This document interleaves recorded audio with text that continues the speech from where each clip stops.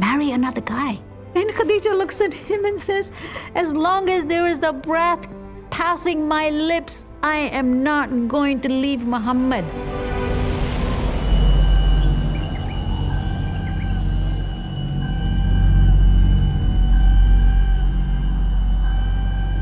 The small band of Muslims are without food or easy access to water.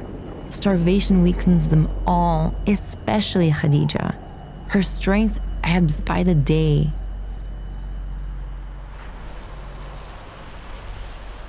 It was a very difficult period for the early Muslims.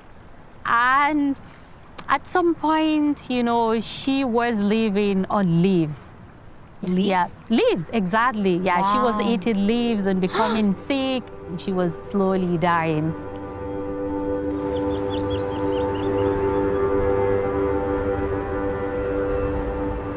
And when she died, it was like something inside the Prophet also died. His companions said they will hear him weep during the night.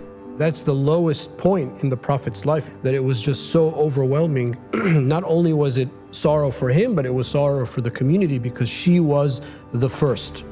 The first in everything, the first to believe, the first to fund, the first to support, the first to cheer on this effort. Shortly after her death, Muhammad's enemies tried to assassinate him. He barely escapes. At this point, the Prophet has to leave, and he has received an invitation from Yathrib, which is today's Medina, to come and be their leader. Yathrib is more friendly to him because people in Yathrib are monotheists. So he goes to Yathrib, and his next phase of life begins there. The Prophet never had any other wives when he was married to Khadija. It was one of the few monogamous marriages, as I've said, in Mecca. Wow. It was, a polygamous society where it was very common for men to have multiple wives. After he migrated to Medina, he did marry women for reasons of creating alliances from the various tribes, because he realized when he was with Khadija, his fiercest enemies were these tribal leaders. So how do you create alliances with the tribes is you marry into the tribes. All these women, except one, were in their 50s, 40s, some even had children. He married many widowed women because he also wanted to show his followers that it was important to take care of widows and orphans. Women without the protection of men were basically without security.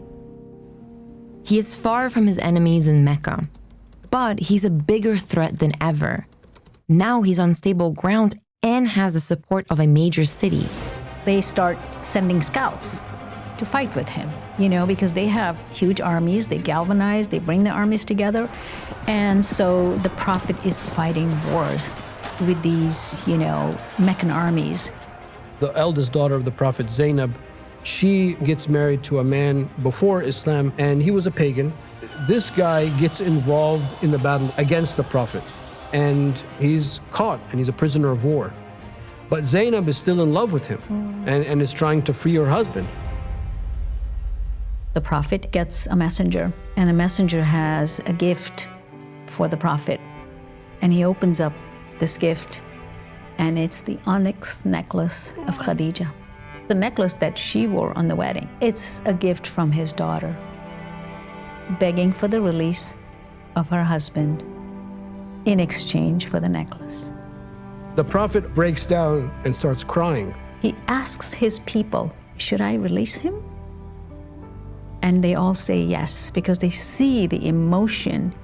So he releases his son-in-law and then gives the necklace back to him and says, tell my daughter never to sell this necklace. Muhammad loved Khadija and Khadija loved Muhammad. He says to his companions, she believed in me when no one believed in me. She supported me when no one supported me. She gave me a home when my own people wouldn't give me a home. God never gave me anyone as good as Khadija. His revelations continue. They spell out societal reforms. They warn of punishment on the Day of Judgment for those who oppress the weak and neglect the poor. Women are granted rights unheard of for the time. People are urged to free the enslaved. In a society wrecked by violence, peace becomes a sacred value. The message begins to take hold in that troubled society. First a trickle, then a stream, and finally a river of people embrace his message. In just a few years, an area about the size of Western Europe is unified. Even his Meccan enemies accept it. For the first time, the Arabian tribes who previously raided one another and practiced vendettas that lasted for generations are unified. He returns to a Mecca that is no longer a capital of idolatry. It is a Muslim city, a monotheistic city, and the center of Islam. When the Muslims entered Mecca, many people were eager, to have the Prophet stay with them. And what did he do? He went to Khadija's grave and he said, a tent for me next to her grave. And that's where he stayed. He's now in his 60s. Not long after unifying Arabia, he dies after a short illness. He rests beneath the Green Dome in his adopted city, Medina. Khadija is buried in Mecca, along with some of the other first Muslims. And it's almost impossible for us to conceive of the Prophet and what he accomplished in his life, whether it was before Islam or after Islam, without the presence of Khadija in his life. She becomes the anchor for him to begin this incredible 23-year journey that changed the face of history. A religion that began with just two, a husband and a wife, has grown to 2 billion. This was a love that changed the world.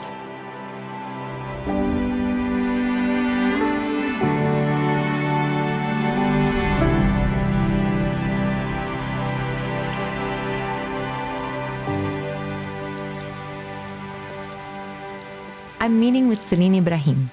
She's the counselor for Muslim students at my school. She was there when I began this journey, and I've been checking in with her during my quest. This clip is from our latest PBS film, Islam's Greatest Stories of Love, premiering August 22nd, 2025. Check the description for details, and please subscribe to help us bring more stories like this to life.